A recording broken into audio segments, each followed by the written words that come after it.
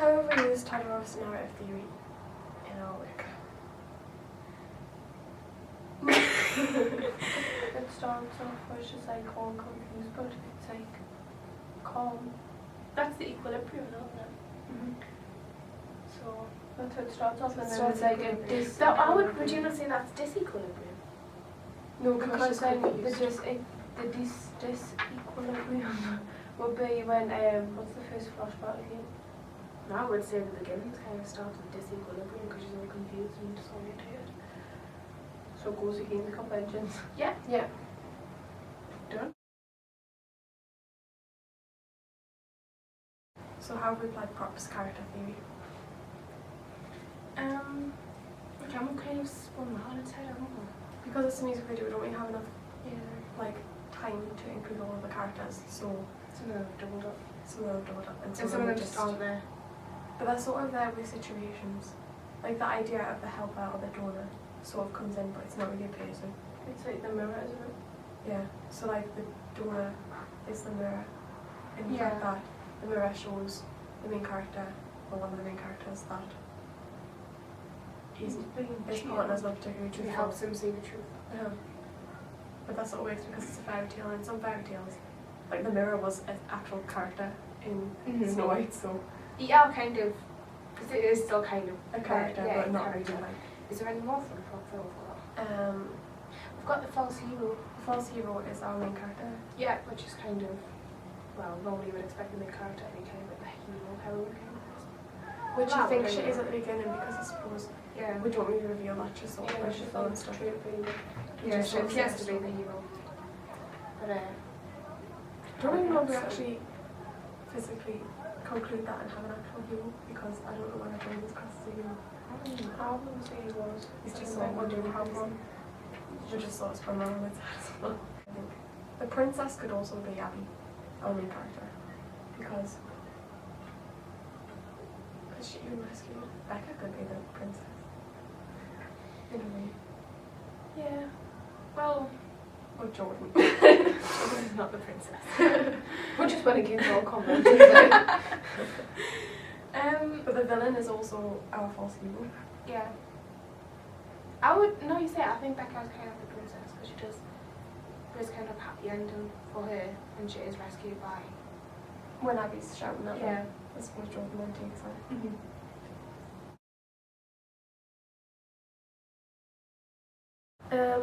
Well, with the music video, What are the general conventions for music video on the site? a performance scene, a narrative. Yeah.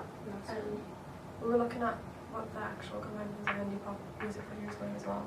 Mm-hmm. So that was And the strong narrative and all this. a strong narrative. So we sort of fit that with, or we sort of used, we don't use the word against the strong narrative, we have a really strong narrative. Mm-hmm. Yeah. Yeah, we just had to obviously include the conventions of the indie music video performance scene.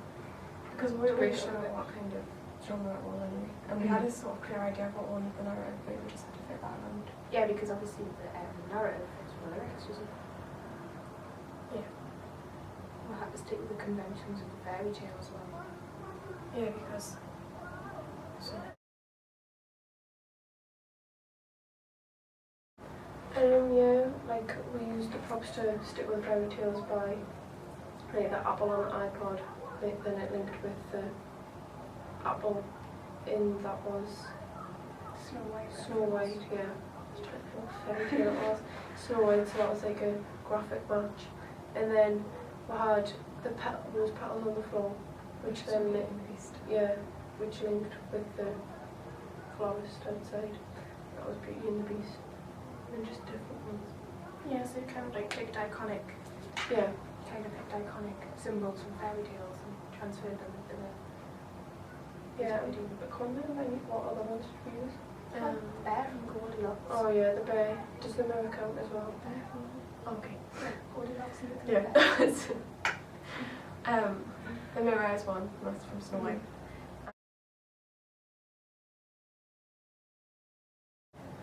No, how did we challenge it? Well, we took the basic love story, which is in a lot of music videos, especially ones aimed at like a female audience. Yeah, tuning. But if there's a female, if it's like a female artist, they're generally into female audience or something, maybe.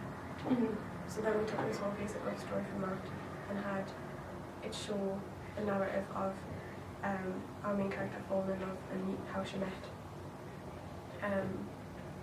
Prince Charming, and then we just spun it on its head and made her the bad guy. Yeah. Which went against fairy tales, but also went against just general music video love stories. Male ones. Usually ends happy as well, like where they end up together, but they didn't. And the news would have been wasn't necessarily. Exactly. Yeah. That was going against fairy tale conventions as well. Fades, I think, was quite big one against conventions, because if you notice on music videos often it is just a straight cut between them. Like you very rarely see a fade, but we kind of needed to put the fade in. I kind of needed to put the fade in because then it kind of made it more, because we had the dream effect on them as well, and then it made that kind of link in with the dreamy state, dreamy effect, so it kind of all linked in together for the flashbacks. We've used conventions as well, because obviously we have the love story The live performance. and the live performance. We have like a live performance. I did really like the shot though from behind. The shots from the live performance were really good. You did them. Yeah, it was like kind of used like guerrilla filming where we just went around and then we had some stills from behind and just Just the light shining on. yeah. The way the lighting was shining on her hair as well. They brought out. Yeah, I like that one. But it was sort of last minute using Becca Yeah. to record it, and she didn't really know all the lyrics, and sort of we really should have told her to sort of to learn them better and to just sort of act a bit more like she was into the song, because it doesn't quite fit. Yeah, because As much as the time matches up what you did, but like She needed like more emotion, power. So but our focus was the narrative, so we weren't concentrating on it that much, to be honest. yeah, I think we probably should have maybe put a bit more effort and effort into the performance, because it would have made the video even stronger. Yeah.